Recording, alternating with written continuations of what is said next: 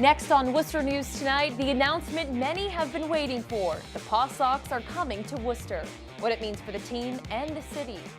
Plus, now that the Paw Sox are moving to Worcester officially, the mayor of Pawtucket is speaking out.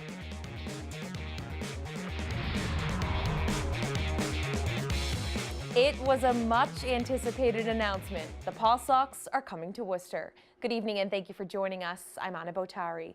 The city and team signing the letter of intent Friday afternoon to build a new ballpark in Worcester's Canal District. Tonight, we're hearing from city officials and fans on what they think of Worcester's newest team. Our Cam Jandro joins us now live with more. Cam? Anna, it's been 3 years in the making, 3 years of back and forth, and the Paw Sox finally made their decision. They're coming to Worcester's Canal District, and they're building a ballpark right off of Madison Street. Negotiations came right down to the final minute. The letter of intent was signed earlier today, and they started a new partnership between the city of Worcester and the AAA affiliate of the Boston Red Sox. Just a monster home run away from the proposed Polar Park sits the ballot box. The bar, for one night, changed to the batter's box, celebrating the city's agreement to move the Pawtucket Red Sox to Worcester. Fans in the Canal District Friday night were elated. I was pumped. Can't wait. I go to a lot of Red Sox. I want to go. I've never been to Pawtucket. It's too far, but it's going to be here at home. Just 3 years ago, Canal District Alliance President Gene Zabinski sent 10,000 postcards to Larry Lucchino, hoping to woo the now Woo Sox into Worcester. Zabinski was front and center for the announcement, which was a dream come true. I can't tell you how many thousands of people said to me, I'll sign a postcard because it's a great idea, but you'll never get them here. Never. It won't happen. Well, I'm standing here today saying, guess what? It happened. The Worcester Regional Chamber of Commerce calling Friday's announcement a significant milestone and an opportunity for major development in the Canal District. President Tim Murray says it's a testament to the work being done in the area. Increasingly, outside investors and people are seeing what's happening here in Worcester and central Massachusetts, so they want to be a part of it. And to me, that is tremendously exciting. For City Councilor Mo Bergman, it's one of the biggest days in the city's history. I can't think of a more important day in the history of the city of Worcester, at least in my lifetime. And not so much because of the economic development, which is huge, but because of the sense of pride. Major League Baseball, Minor League Baseball, the International League, and Worcester City Council still have to approve the team's move. But baseball fever has overrun the city, and people are ready for 2021. It just changed my whole life. Very excited. I think it's going to be great for the area. We are the city of the Worcester Red Sox, and I think that they're going to find a home here for the next 100 years anyway. Now, the project is expected to bring in 500 new full-time jobs and 2,000 part-time jobs. I was walking down the streets of the Canal District tonight. I saw people wearing Woo Sox hats, and they walked up to me and said they're counting down the days until first pitch. Anna? Exciting stuff, Cam. Thanks for that. Well, the ballpark is expected to be ready in the spring of 2021, and the project is being built as more than just a ballpark. Our Brittany Schaefer has more.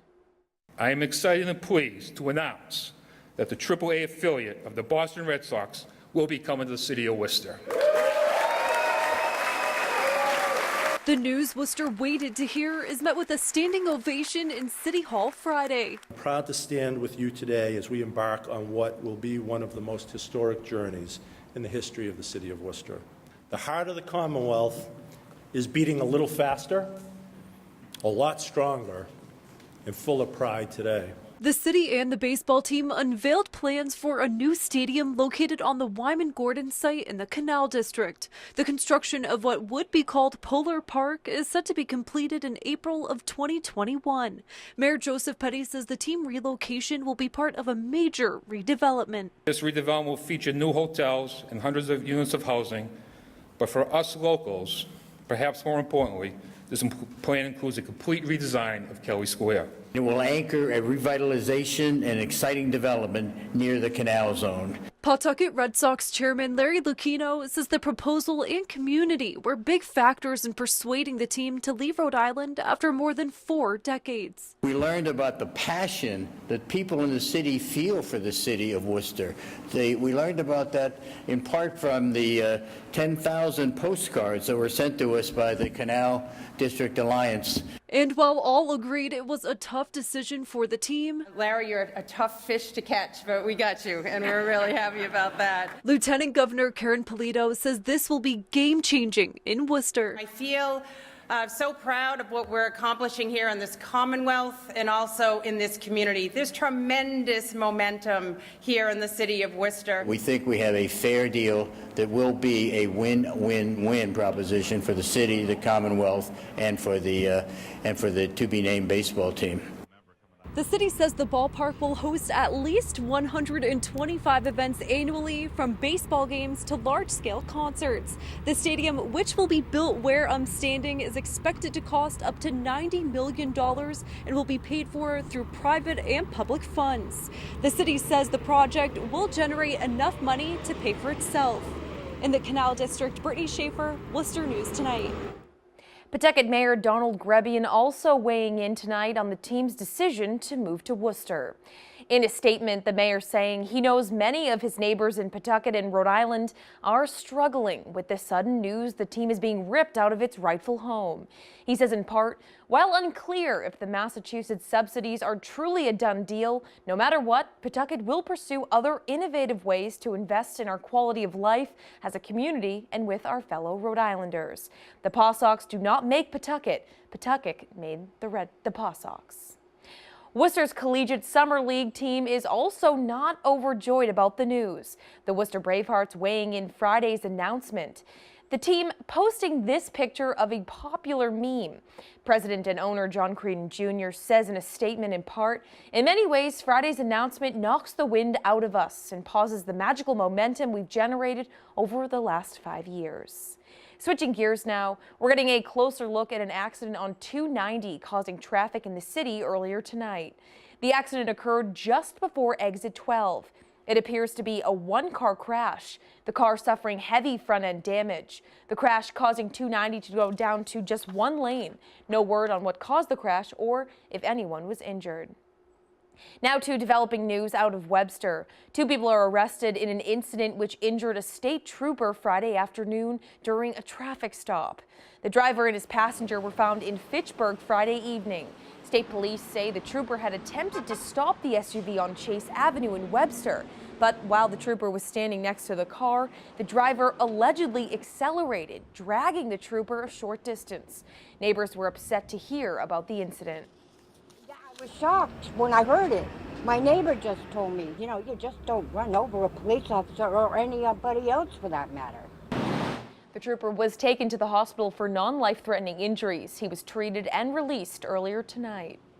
In an effort to rebuild, members of the city and Worcide DIY skate parks are looking at potential locations for a new skate park. Worcide says they've narrowed down their location list, but may have to wait before anything is done. Our Chandler Walsh has the story. Worcide DIY skaters are moving forward. The group's Chris Matthews says they're seriously considering 2 spots under 290 to rebuild. One is a state-owned lot leased to the city next to Grafton Street, and the other is in Brosnahan Square. We're looking for land that isn't perfect because we want it to be a success right off the bat. The moment we walk in there and put a shovel down, we want it to be immediate improvement. Matthews says the group is looking for locations with an overhang to skate in inclement weather and with a lot of light for public safety. Things that people do not want to do when they're homeless or drug users are they don't like to be out in the open with light. That takes that away. The skaters are hoping to fund the rebuild themselves, but are looking for the city to grant them land.